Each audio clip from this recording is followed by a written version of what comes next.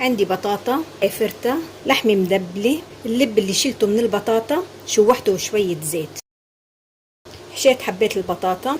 الصينية اللي بدي اطبخهم فيها لحط فيها معلقتين زيت نباتي، شوح حبات البطاطا لنحضر صوص البندورة. كل كوب مي بده معلقة رب البندورة. اللي ما بيحب الصلصة تكون تقيلة للكوب ونص بيحط معلقة صلصة. مكعب ماجي، ملح و7 بهارات. ضفت المي، شوحت حبات البطاطا على الجهتين.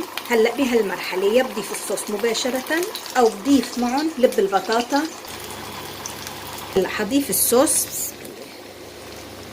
بنطرة لتغلي، بنوس النار وبغطيها بتركها لحتى تستوي البطاطا وتعقد الصوص معي. البطاطا استويت عندي والصوص تسبك.